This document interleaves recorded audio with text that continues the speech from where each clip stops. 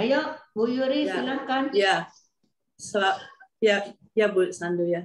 Selamat pagi, Ibu-ibu dan Bapak-bapak, serta Oma dan Opa.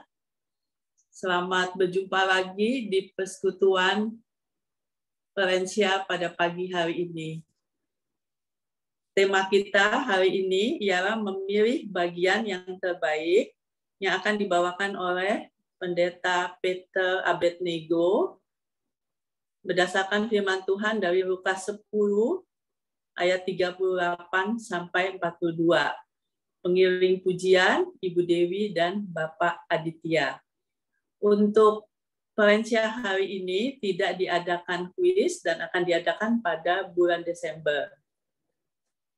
Sebelum dimulai, saya akan membacakan tata tertib. Selama acara berlangsung, semua suara nanti akan dimatikan dulu, supaya suara MC dan pembicara bisa terdengar jelas.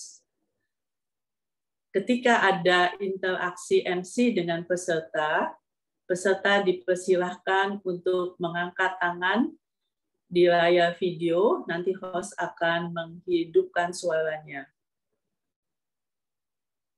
Video dan kamera agar diaktifkan pada saat sesi foto bersama, dan kita bisa melihat wajah teman-teman kita semua. Terima kasih dan selamat mengikuti Valencia. Sekarang kita akan memuji Tuhan yang akan dibawakan oleh Dewi dan Aditya. Silakan Dewi. Ya, selamat pagi Bapak Ibu, Oma Opa, salam kenal dari kami, saya Dewi dan Adit. Adit dan saya adalah anak dari Ibu Kris. Ya, mungkin Ibu Krisnya sudah hadir ya. Kami senang sekali bisa melayani Bapak Ibu hari ini. Tadi saya lihat sudah banyak bertegur sapa, semuanya senyum, semuanya juga bermuka gembira. Nah, saat ini kita akan bernyanyi lagu Senyum dan Bermuka Gembira.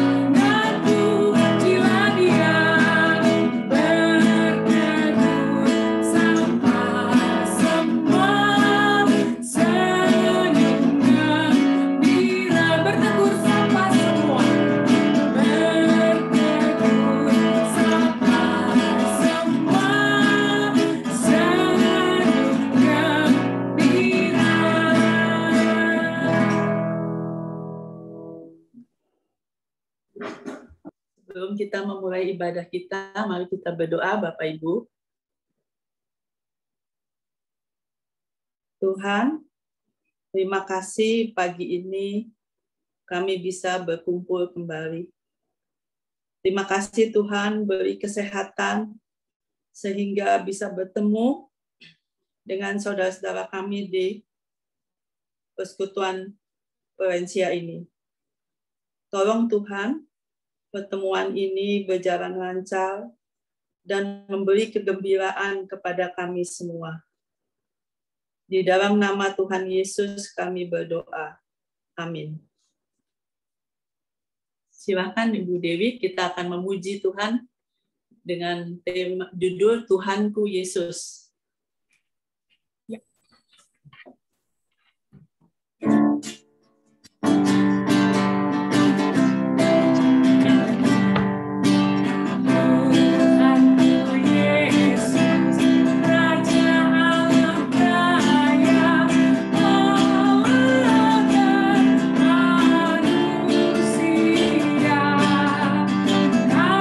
ku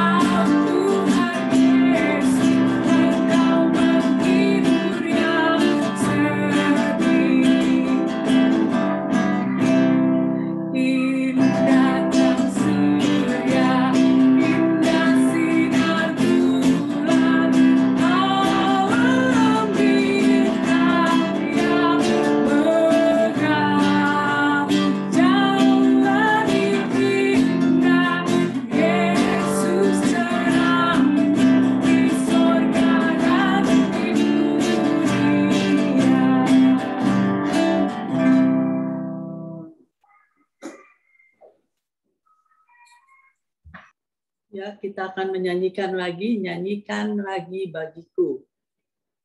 Silakan Ibu Dewi.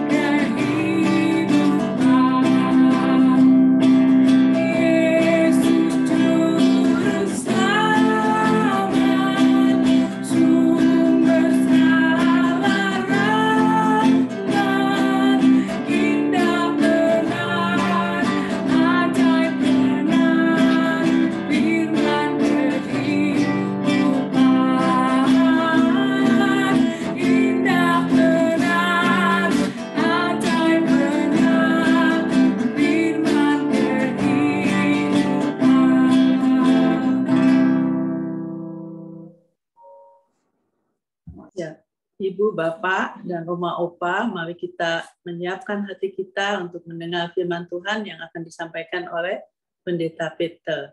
Silakan Pendeta Peter. Terima kasih Ibu Yuri dan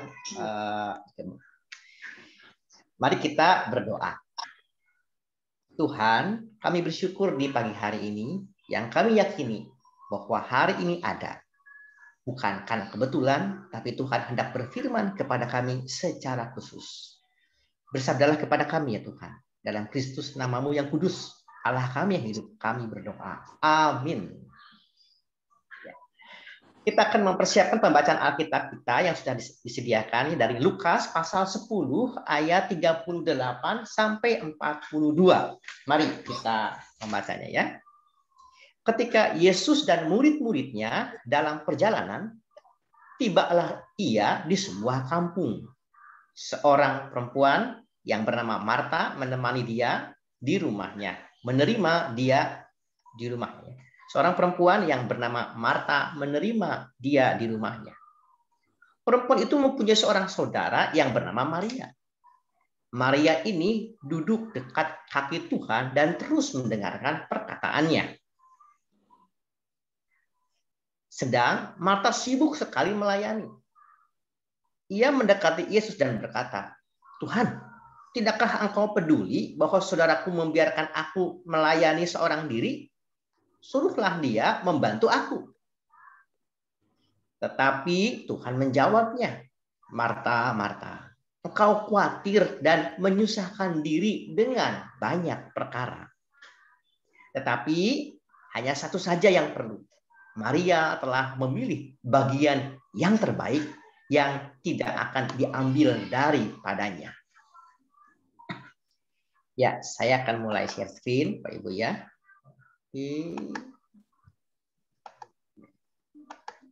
Ya, apakah PowerPoint saya sudah kelihatan ya, Ibu Bapak ya? Sudah Pak. Nih. Kita akan sama-sama belajar sebuah tema, yaitu memilih bagian yang terbaik. Ya, Ibu Bapak yang terkasih, hidup itu adalah pilihan dan dalam hidup ada banyak pilihan. Saya akan menyampaikan beberapa pilihan dan dari beberapa pilihan itu kita akan melihat sebenarnya apa yang menjadi pilihan kita itu merupakan gambaran diri kita. Ya, nah saya akan menyampaikan beberapa pilihan. Nanti saya akan tunjuk siapa begitu ya. Dan tanpa kita sadari nanti kita akan melihat bahwa apa yang menjadi pilihan kita seringkali menjadi gambaran diri kita. Nah, kita lihat ya pilihan-pilihannya ya. Menurut Ibu Bapak, mana yang lebih berbahagia? Tinggal bersama dengan anak dan cucu? Atau tinggal bersama teman-teman lansia di panti jompo? Nah, jadi pilihan pertama tinggal di rumah bersama dengan anak dan cucu. Pilihan yang kedua tinggal bersama dengan teman-teman lansia yang lain di panti jompo. Mana yang lebih bahagia menurut Pak Edi? Pak Edi, ayo Pak Edi. Di rumah Pak, dengan di rumah. keluarga. Dengan keluarga. Oke, mantap. Yang kedua, nah, mana pilihan waktu yang membahagiakan menurut Ibu Bapak sekalian? Ada 3. Masa lalu, saat ini, atau hari esok. Manakah pilihan waktu yang membahagiakan menurut Bapak Ibu? Masa lalu, saat ini, atau hari esok? Saya meminta Ibu Nur. Nah, Ibu Nur. Oke ya, saya akan unmute dulu ya. Ya, silakan Ibu Nur. Hari esok ya Pak? Hari esok. Oke, hari esok. Ya, kenapa hari esok? Kita mempersiapkan dulu ya Pak. Persiapkan dulu ya. Oke, good. Terima kasih. Ya. Nah, yang ketiga. Nah, mana yang lebih membahagiakan? Mana yang lebih bahagia? Memberi makanan kepada orang lain atau diberi makanan dari orang lain? Nah, ya. Saya akan pilih yang ketiga, Ibu Cencen. Ibu Cencen. Beri makanan kepada orang lain. Memberi makan kepada orang lain. Waduh, terima kasih ya. Nanti ada siap ya. Saya juga siap pendapat makanan dari Ibu Cencen. Iya. Bercanda ya. Ini ya. Dan juga buah mangga dari Pak Rudi. Fotonya. Ya. Oke, terima kasih ya.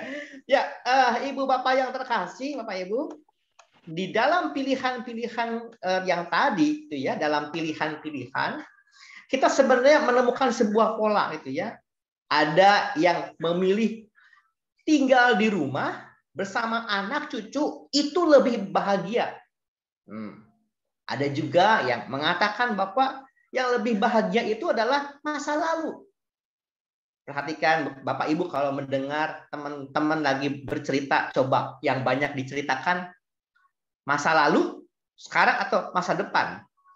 Seringkali kalau kita mendengar cerita orang adalah pengalaman masa lalu. Dulu saya masih sehat. Dulu saya masih seger. Sekarang udah peot. Dulu masa saya jaya. Ada kalanya kalau 2 orang lansia bercerita, yang satu antusias bercerita. Saking antusiasnya, yang lain mau cerita diabaikan. Nah, seringkali begitu ya. Nah, di antara pola-pola tersebut ada sebuah gambaran sederhana lah. Gambaran sederhananya begini, Bapak Ibu. Kita seringkali memandang pilihan yang satu lebih baik daripada yang lain. Ya. Seringkali pilihan yang satu lebih baik daripada yang lain, ya. Dan seringkali juga kenyataan dapat tidak seindah apa yang dibayangkan. Ya. Nah, jadi di antara pilihan itu, segala sesuatu itu bisa lebih membahagiakan, dan juga kalau menyangkut diri saya atau ego saya, ya. Masa lalu menjadi indah ketika saya bahagia, tapi masa lalu menjadi tidak bahagia ketika ada begitu banyak kepahitan hidup. Nah, di antara pilihan-pilihan itu, kalau misalkan kita memandang bahwa pilihan yang satu lebih baik daripada pilihan yang lain, betul, itu tidak salah. Tetapi kita dapat menjumpai sebuah keadaan ketika ada dalam sebuah keadaan di mana kita tidak bisa memilih. Dan bagaimana kita bisa menerima, mensyukuri situasi-situasi yang ada. Kalau misalkan kita disuruh milih, tinggal di rumah, tinggal di panti jompo, ya maunya di rumah. Tapi ada kalanya mungkin suatu saat kita mendapat pilihan dari orang lain. Tinggal di panti jompo, ya, kita bisa tidak terima begitu, ya. Nah, di antara pilihan-pilihan itu, bagaimana kita bisa memaknai pilihan yang ada dengan sebuah pemaknaan yang lebih mendalam? Yuk kita belajar pada perikop kita. Di dalam perikop yang kita baca, ya, dikisahkan. Nah, dikisahkan jadi Yesus datang ke sebuah kampung dan diterima di sebuah rumah, yaitu rumah Marta dan Maria. Kemudian kita tahu ceritanya, Marta sibuk mempersiapkan, ya, Marta sibuk mempersiapkan makanan dan menyambut Tuhan Yesus, dan kemudian Maria duduk mendengar. Dan kemudian dikisahkan selanjutnya, kemudian Marta mulai menyampaikan komentar kepada Tuhan Yesus. Nah, ini komentarnya, Tuhan, engkau emang nggak peduli ya? Suruh dong si Maria itu, ya, suruh dia membantu aku. Mulai memunculkan komentar. Nah, dari perikop yang ini, yang kita tahu, dan kemudian apa tanggapan Yesus adalah Maria telah memilih bagian yang terbaik yang tidak dapat diambil daripadanya. Apakah maksudnya itu? Dalam perikop yang simpel ini kita bisa melihat ada 3 cara pandang. Cara pandang yang pertama adalah cara pandang Marta. Nah, bagi Marta, mengasihi adalah dengan bekerja dan melayani. Jadi jadi karakternya Marta adalah memang orangnya yang memang senang untuk bekerja, senang untuk melakukan sesuatu. Jadi cara pandang Marta adalah yang terbaik adalah ya bekerja. Jangan diem. Kalau diem ada yang salah. Dia pokoknya melakukan segala sesuatu. Jadi itu yang terbaik. Apakah cara pandang ini salah? Tidak salah. Ini merupakan sebuah cara pandang bahwa mengasihi itu adalah dengan bekerja dan melayani. Nah, cara pandang yang kedua adalah cara pandang dari Maria. Bagi Maria, kedatangan Tuhan Yesus itu sangat langka. Tuhan Yesus yang sudah banyak menyembuhkan orang yang sangat istimewa, ini mau datang ke rumah saya. Jadi orang yang sangat istimewa, udah sangat terkenal, bisa menyembuhkan banyak orang, itu ya, orang yang sangat terkenal dan diagung-agungkan, diharapkan menjadi raja. Ya, ibarat misalkan Jokowi ke Papua begitu ya. Terus misalkan Bapak Ibu punya rumah tuh di Papua, datang ke rumah Bapak Ibu, betapa senangnya. Karena betapa senangnya, maka bagi Maria, kalau orang penting tinggal di rumah saya, maka ada sesuatu hal, pesan penting yang akan disampaikan. Jadi saya harus mendengar sebanyak mungkin. Bukan saya bercerita sebanyak mungkin, tetapi orang penting ini pasti mempunyai pesan yang sangat penting. Jadi saya mau mendengar pesan. Ini cara pandang Maria. Salah atau tidak cara pandang Maria ini juga tidak salah. Ya. Nah, kita lanjut. Tetapi sebelum kita lebih lanjut, kenapa kok Maria juga sampai berpikiran demikian? Nah, di Alkitab ada banyak nama Maria. Kalau kita tidak salah-salah, kita nanti dapat berpikirnya semua Maria sama. Ya. Padahal Maria itu ada banyak nama dan tokohnya berbeda-beda. Coba ya. Ya, sekarang saya mau buka dulu nih kuis Alkitab dulu ya. Ibu Sandria. Sebutkan nama lengkap atau sebutkan nama istilah atau nama lengkap dari Maria yang menerima Tuhan Yesus di rumahnya dengan Marta ini. Siapa sih nama lengkapnya atau kira-kira nama panjang atau nama istilah dari si Maria yang menerima Tuhan Yesus ini? Iya, Ibu Sandria. Siapakah nama lengkapnya kira-kira atau nama panggilan lah? Maria? Saudara Lazarus ya. Maria. Ada Maria saudara Lazarus, ada Maria dari Cilengsi, ada Maria Magdalena. Maria yang mana, Ibu Sandria? Pak, saudara Lazarus. Sama tidak dengan Maria Magdalena, Ibu Sandria? Kayaknya ya. Soalnya Maria Magdalena itu kan katanya yang setan itu. Nah, jadi yang setan apa yang berzina ya. Nah, itu juga kayaknya. Lah, kok jadi Ibu balik tanya sama saya? Baik ya. Kebanyakan nama Maria di Alkitab ya. Baik, terima kasih Ibu Sandra. Yang tadi adalah Maria saudara Lazarus ya, betul, bukan Maria dari Cilengsi, bukan. Lanjutkan. Jadi siapakah itu? Nah, ini Bapak Ibu. Jadi yang pertama informasinya adalah Maria ini saudara dengan Lazarus, ya. Jadi Maria, Marta dan Lazarus ini satu famili nih, ya. Jadi ini informasi dulu yang pertama. Jadi, nah ini sumbernya dari mana nih ya? Ini juga di dalam Yohanes pasal 11. Jadi Maria, nah ini jadi ada saudaranya ya. Jadi, nah Maria inilah perempuan yang meminyaki kaki Tuhan Yesus dengan mur. Nah, jadi informasi selanjutnya Maria, Marta, Lazarus bersaudara dan Lazarus inilah yang dibangkitkan. Nah, jadi informasinya adalah Maria ini dari mana? Kampungnya di Betania. Jadi kalau misalkan orang lebih menggunakan istilah Maria dari Betania. Maria Betania, kira-kira begitu. Dan informasi selanjutnya adalah Maria inilah yang Maria inilah juga yang kemudian meminyaki kaki Yesus dengan seharga 300 dinar. Kalau upah kerja sekitar 50 ribuan per hari, maka minyak narwastu yang dituangkan itu sekitar 15 juta. Nah, jadi dari informasi ini, Maria ini bukan Maria Magdalena, bukan juga Maria. Jadi kalau siapa Maria Magdalena? Nah, tidak sama dengan Maria Magdalena. Kalau Maria Magdalena ini adalah orang yang dibebaskan dari 7 kuasa roh jahat. Jadi kalau Maria Magdalena itu adalah Maria yang dibebaskan dari 7 kuasa roh jahat. Terus kemudian, Pak, sama tidak Maria Magdalena dengan perempuan yang kemudian dituduh berzina? Ya begitunya sama atau tidak? Coba Bapak Ibu nanti baca lagi di dalam kisah di dalam Yohanes. Perempuan yang berzina disebutkan tidak namanya? Tidak disebutkan. Kalau tidak disebutkan, maka kita tidak bisa memastikan. Dan lagi cerita itu tidak ada di Injil yang lain. Jadi kita tidak bisa semata-mata semua menggabungkan. Oh, berarti Maria Magdalena sama dengan Maria Betania, sama dengan Maria yang mengurapi. Semuanya sama. Beda Bapak Ibu ya. Jadi kita mesti bedakan dulu nih. Orang itu beda ya. Jadi, dan kalau di Alkitab yang belum pasti namanya, kita tidak bisa membuatnya menjadi sebuah berarti berasumsi dulu.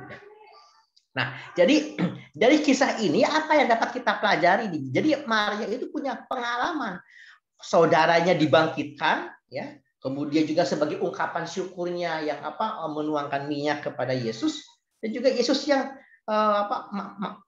mampir ke rumahnya bisa beberapa kali begitu. Jadi dari pandangan Maria adalah betapa aku harus bersyukur ketika Yesus mampir di rumahku. Nah, ini poinnya utama dari Maria. Betapa aku harus bersyukur ketika Tuhan singgah dalam hidupku. Kalau Tuhan singgah dalam hidupku, aku harus mengubah hidupku. Begitu. Lanjut. Nah, jadi cara pandang yang ketiga ada dari cara pandang Tuhan Yesus. Harapan Tuhan Yesus adalah lakukan segala sesuatu dengan sukacita. Yang kedua, jadi berkat. Sukacita jadi berkat dalam anugerah hidup yang diberikan. Dengan demikian, Yesus sebagai teladan kompas kehidupan. Nah, ini nih muaranya nih, semuanya muaranya di sini. Jadi lakukan segala sesuatu dengan apa Bapak Ibu? Dengan sukacita, kemudian jadi berkat. Emang ada yang sukacita? Emang ada nggak hal yang sukacita dan tidak jadi berkat? Ada. Kalau kita suka bercandain orang lain dan bercandaan kita membuat orang lain sakit hati. Bapak Ibu, yang namanya bercanda tujuannya menghibur. Jadi kalau kita bercanda dengan teman dan orang itu terhibur berarti tepat. Tapi kalau kita bercanda dengan orang lain dan orang lain menjadi merasa sakit hati, berarti bercandaan kita tidak tepat. Jadi ada sukacita ya. Harus ada sukacita apapun yang kita lakukan. Yang kedua, jadi berkat. Jadi berkat artinya hidup yang terfokus bukan pada diri sendiri, tapi menjadi berkat bagi orang lain. Terfokus kepada orang lain, bukan hanya diri kita, begitu ya. Jadi kalau tadi mana yang lebih enak, diberi makanan, memberi makanan. Ibu Cencen mengatakan memberi makanan. Good. Itu namanya kehidupan yang menjadi berkat ya.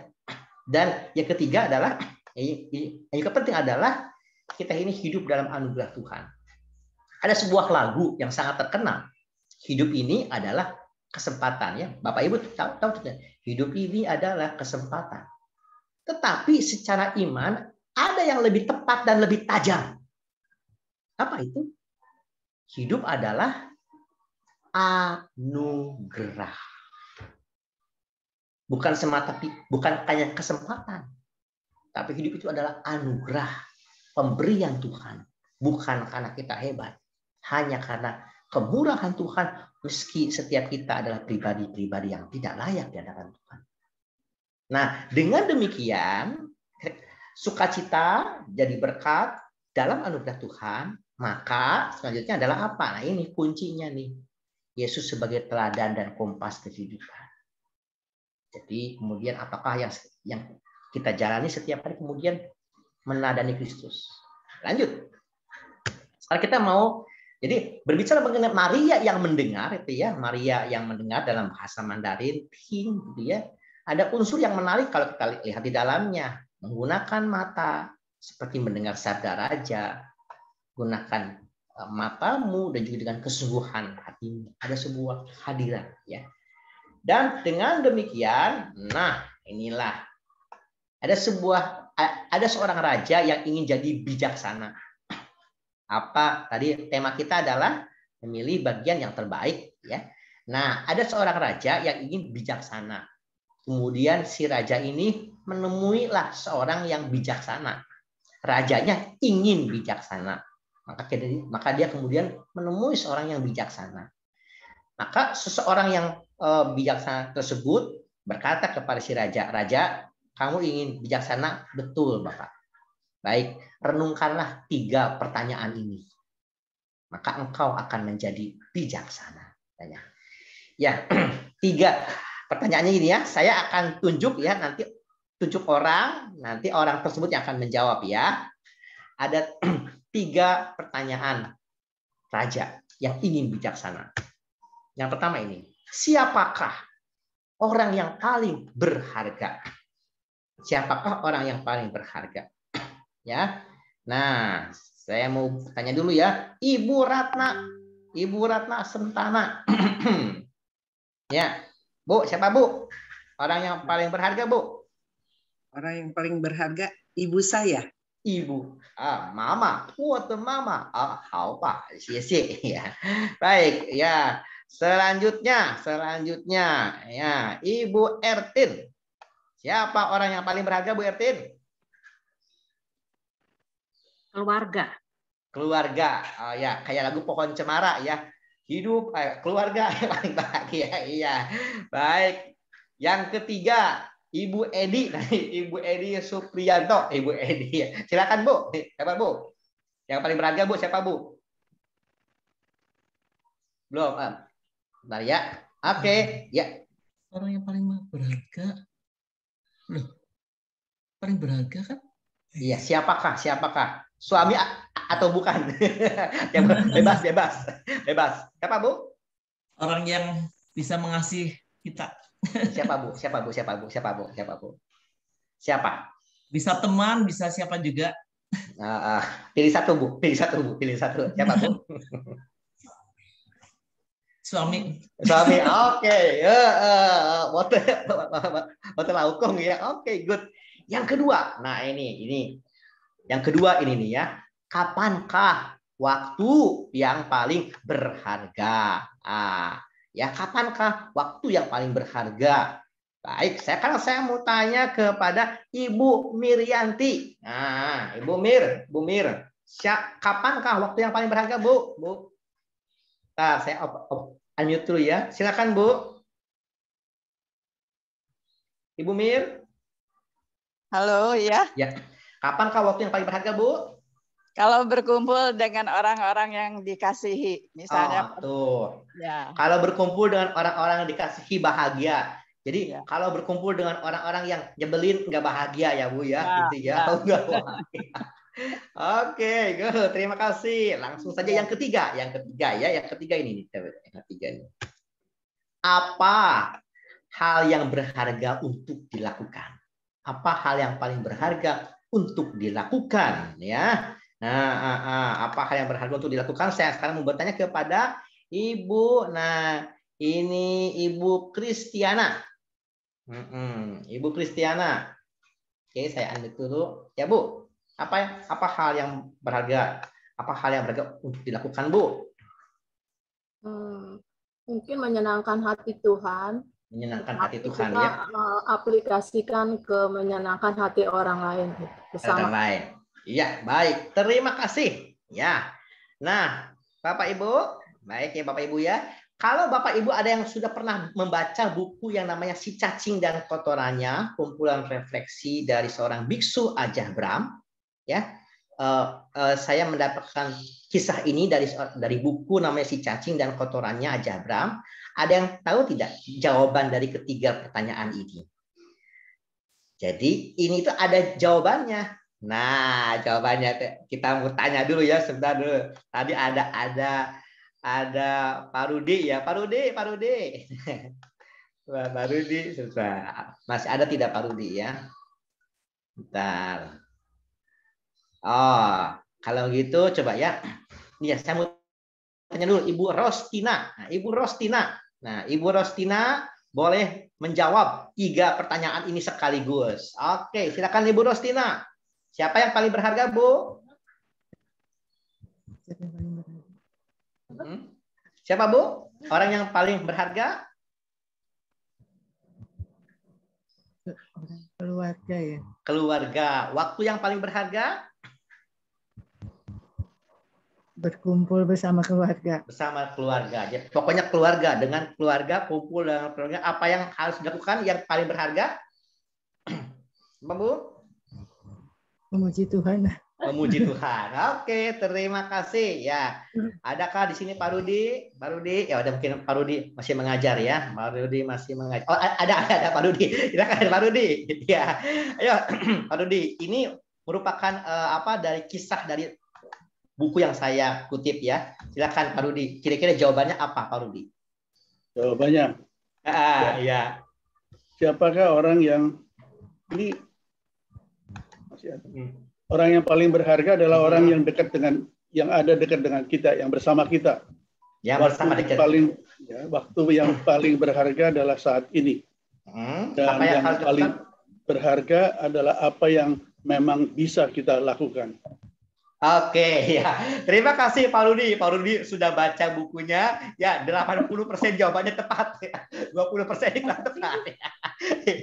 Good ya. Terima kasih Pak Rudi. Ya, jawabannya 80% jawaban Pak Rudi sudah tepat, sudah betul. Jadi Bapak Ibu, ini merupakan sebuah kutipan dari sebuah refleksi begitu ya. Nah, jadi siapakah orang yang paling berharga? Menurut si orang bijak kepada raja, orang yang paling berharga adalah orang yang ada di depan kita. Orang yang ada di depan Anda. Orang yang ada di depan Anda. Tuh, nomor 1 jawabannya. Siapakah orang yang paling berharga? Orang yang ada di depan Anda. Kapankah, nomor 2, kapankah waktu yang paling berharga? Banyak orang berpikir waktu berdoa, ya, waktu ibadah. Menurut si orang bijak ini kepada raja, waktu yang paling berharga, waktu yang paling berharga adalah saat ini. Jadi orang yang paling berharga adalah orang yang ada di depan Anda. Waktu yang paling berharga saat ini. Nah, apa hal berharga untuk dilakukan adalah peduli. Nomor 3 jawabannya adalah peduli. Kepada siapa? Kepada orang yang ada di depan Anda. Kapan? Saat ini. Itulah 3 kebijaksanaan. Jadi kalau misalkan kita siapapun berjumpa dengan orang, mau di bis, mau di kantor, mau di rumah, siapakah orang-orang yang berharga? Orang-orang yang di sekitar kita, di depan kita, pada saat ini. Nah, jadi inilah kira-kira yang ditangkap oleh Maria dari Betania. Tuhan sedang ada di rumah saya saat ini. Itu anugerah. Dan saya mau bersyukur. Dengan demikian, jadi kesimpulannya kesimpulannya adalah, kalau kita melihat 3 sudut pandang itu, Marta, Maria, dan Yesus adalah yang tadi, ya, lakukan dengan sukacita, jadi berkat dalam hidup yang penuh anugerah dan syukur. Sederhananya begini, ya, jangan bawel, jangan banyak mengeluh, jangan ribet, jangan ngeluh terus, ngoceh terus, ya. Hidup sudah susah, Bapak Ibu, jangan bertambah susah, ngoceh tuh, pusing gitu ya. Nah, karena bersyukurlah dalam segala hal dalam Kristus. Bersyukurlah dalam segala hal dalam Kristus. Saya akan putarkan sebuah video, ya. Video ini kelihatannya bagus, tapi sangat sulit untuk dilakukan. Videonya kelihatannya bagus, tapi sangat sulit untuk dilakukan. Ini Bapak Ibu ya. Videonya kelihatan ada ya? Apakah suaranya ada? Ada. Oke.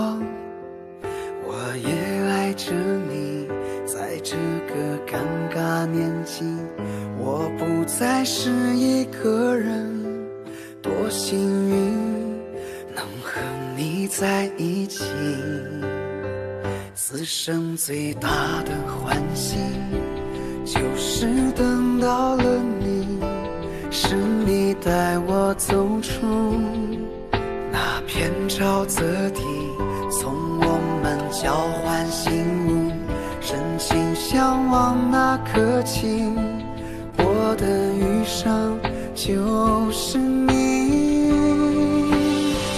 我希望50年以后，你还能在我左右，和你坐在摇椅里，感受那夕阳的温柔，听微风轻轻地吹，听河水慢慢地流，再聊聊从前日子，刚谈恋爱的时候。我希望50年以后，你还能在我左右，那时都已白了头，还想听你叫我丫头，紧紧牵着你的手，紧紧靠在你胸口，这个画面是不是就叫做长相厮守？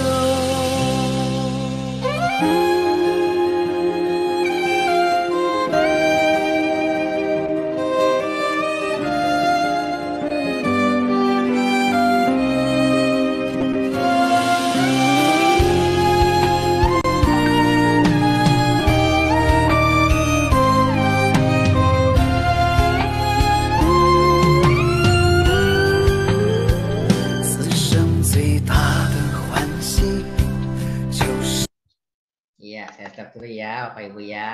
Ya, kelihatannya indah ya, tapi sulit untuk dilakukan, gitu ya. Dalam pengertian kalau istrinya ya baik-baik sih, emang. Tapi kalau istri atau suaminya ya kan sulit gitu. Tapi Bapak Ibu begini, kalau kita menghubungkan dengan kisah perikop yang kita baca ya, dan juga yang tadi saya sampaikan mengenai pertanyaan, pada dasarnya yang bahagia itu bukan masa lalu, masa sekarang, atau masa yang akan datang.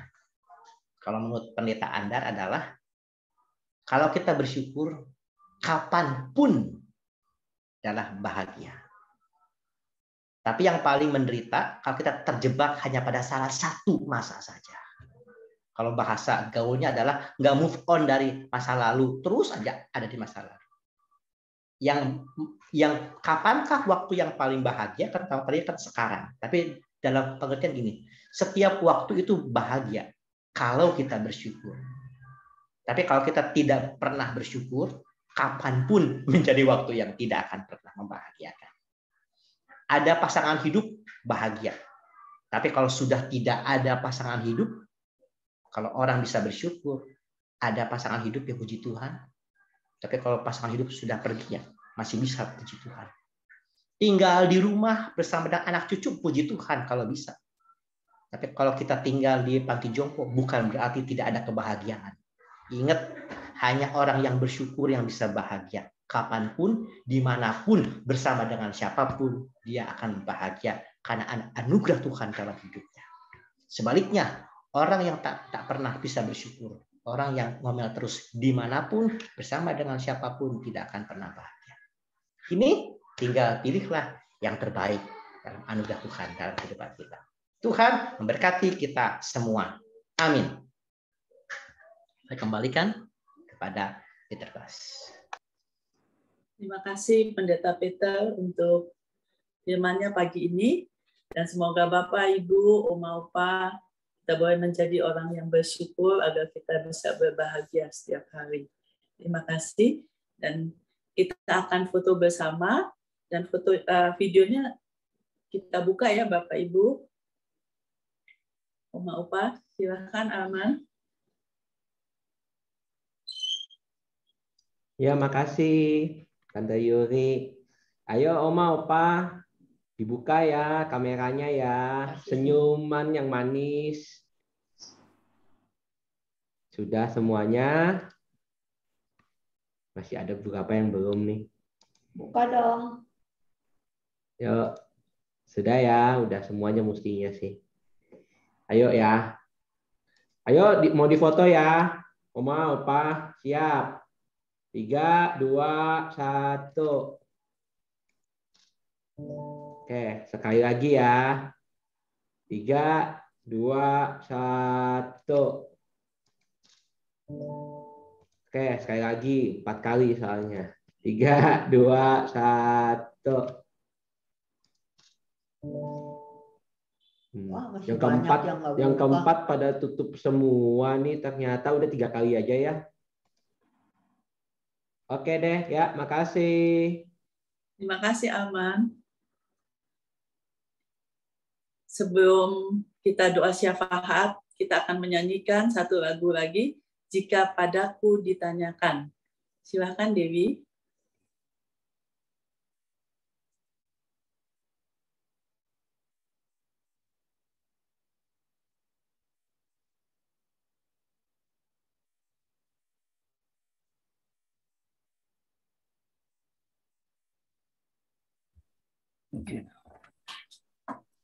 Ya, mari Bapak, Ibu, Oma, Opa, kita akan merespon firman Tuhan dengan mengangkat pujian. Jika padaku ditanyakan, dari Kidung Jemaat 432, bait 1 dan 2.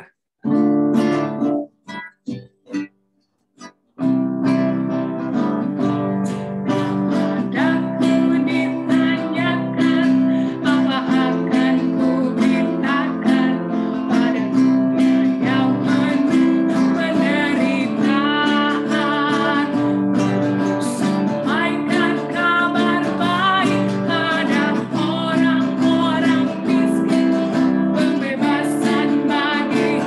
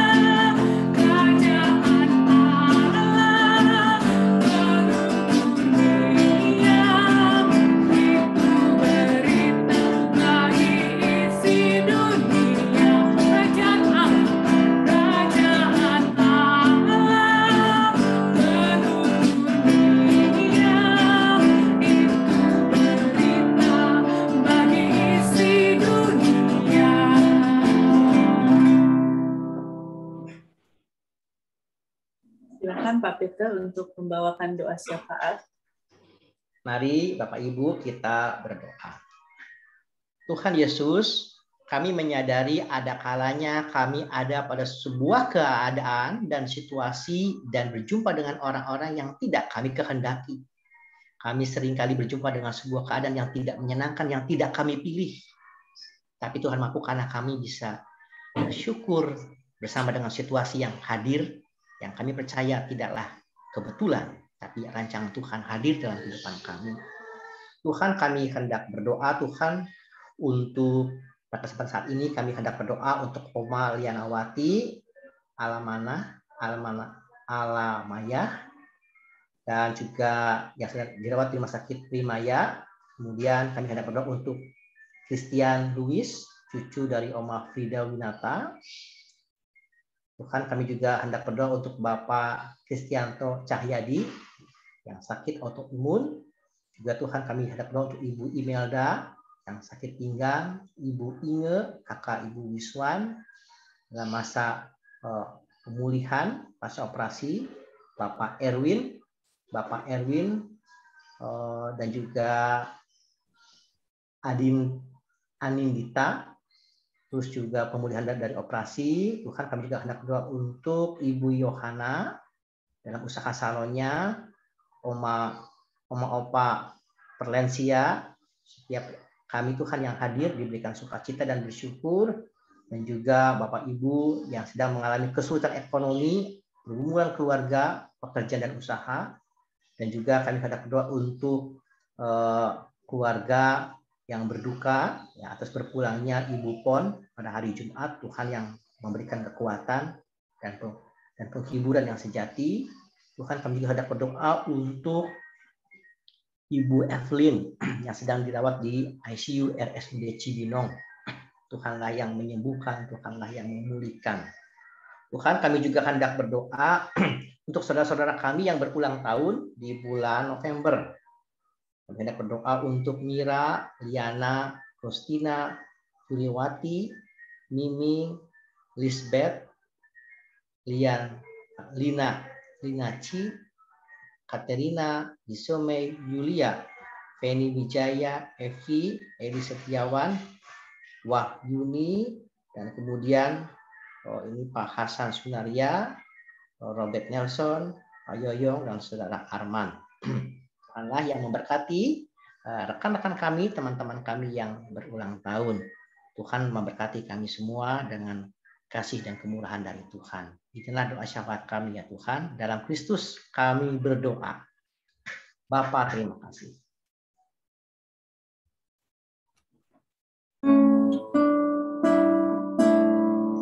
Bapa, terima kasih.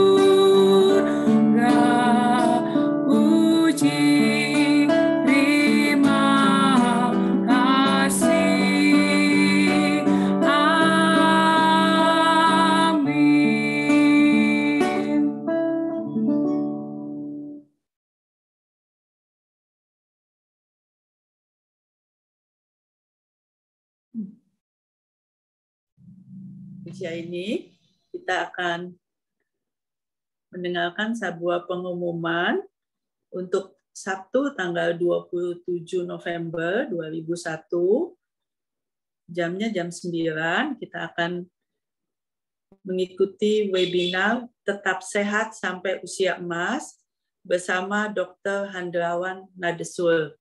Saya harap Bapak, Ibu, Oma, Opa dapat ikut serta di dalam webinar tersebut. Sampai jumpa kembali pada hari Sabtu 27 November. Terima kasih kepada Bapak, Ibu, Oma, Opa, Pendeta Peter, Ibu Dewi, Pak Aditya, dan Arman, serta Ibu Sandria.